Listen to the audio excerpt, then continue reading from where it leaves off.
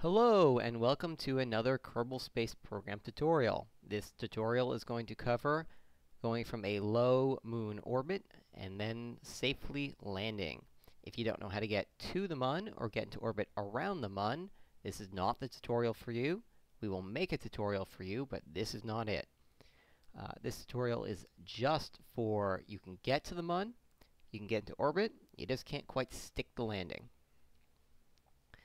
So, the best orbit for the Mun before landing is a 10-kilometer circular orbit. This is low enough that we can see our landing site, and that it's going to be fuel efficient because we don't have to worry about a lot of vertical drop, but it's also going to be high enough that we can use 50 times time warp. If you try using a lower time warp, well, it's going to work, but it's going to be a pain in the neck. So your best landing site on the Mun is going to be in daylight, and you need in daylight because the altimeter is not accurate, so you need to be able to see the ground coming up. And it's going to be reasonably flat, otherwise your lander might tip over, and that's no good for anyone. So here we are, we've selected a decent location. We're coming in between two craters. And now we're moving into a retrograde position because we want to kill our horizontal velocity. A retrograde position just means we're pointed in the opposite direction that we're traveling. We're going to turn the engine on full, and we're going to try to kill as much of our horizontal velocity as possible. We want to get as little velocity as possible right now while we're high up. It's just a lot easier to control, and you're less likely to die.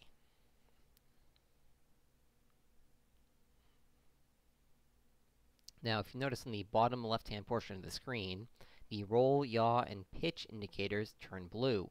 That's because I turned on fine controls. By default, that's with the caps lock key. Fine controls allows you to make small motions.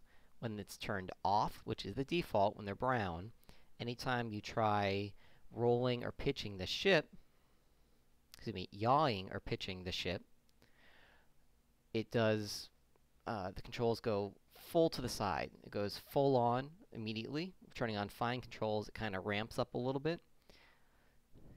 And if you have a keyboard, it makes it much, much easier to pilot. So you can see we're starting to slow down. We're getting below 200 meters per second. And we're going to keep going. Ideally, you want to get close to 0. In this video, I think I get down to about 20. That's fine for this stage.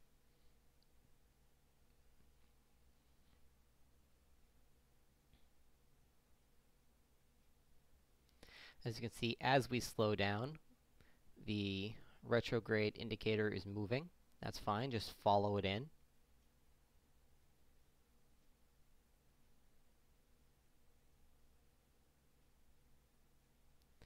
This video was made using 0.16.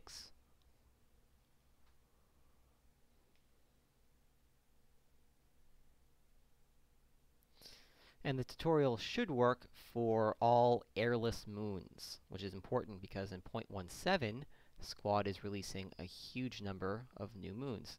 Now, I just used time warp. I really don't recommend you do this unless you are very good at moon landings, because you can accidentally crash very, very easily.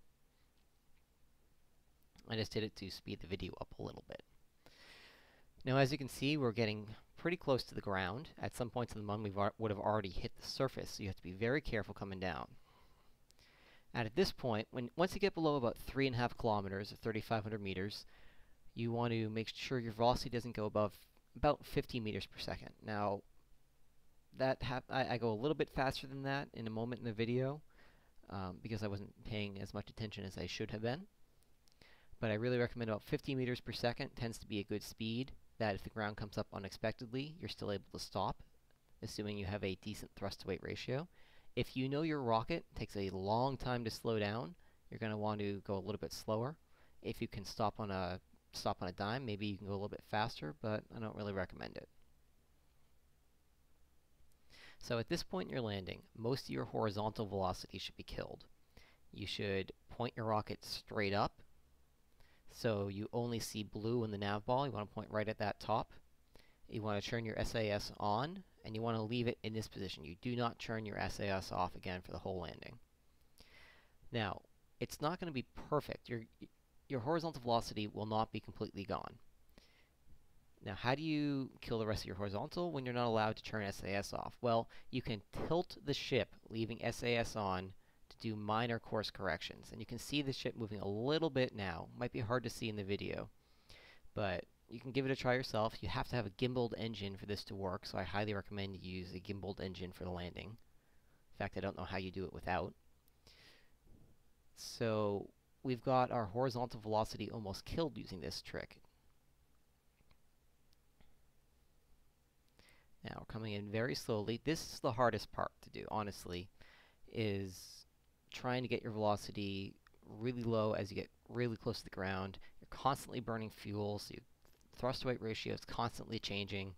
You can't just leave it on a low setting and expect to coast all the way down, because by the time you get down, your rocket will be lifting back off again. So it's a little bit of trial and error. It's a lot easier in 0.16 with these new landing legs, because they can take 5 or 6 meter per second landing, no problem. The old landing legs, you hit half a meter, you're still lucky if it didn't roll over or flip, do backflip. It was crazy. So we're coming in. This is actually a pretty good landing. I'm fairly proud of it. We're coming in below half a meter per second. And we're on the ground. I think Jeb's going to do an EVA in a minute.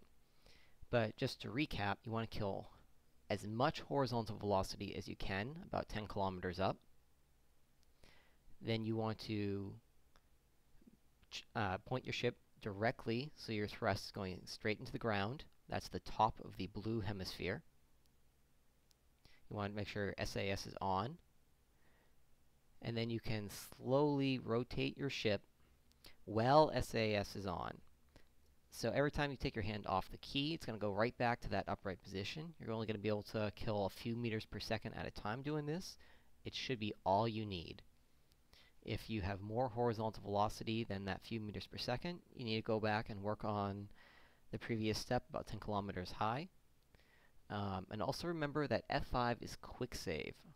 So right before you begin your deorbit burn, hit quick save. If you crash, hold F9, and you're right up there again. You don't have to launch from Kerbin, and you can just give it another try. So I hope this has been helpful to someone, and fly safe.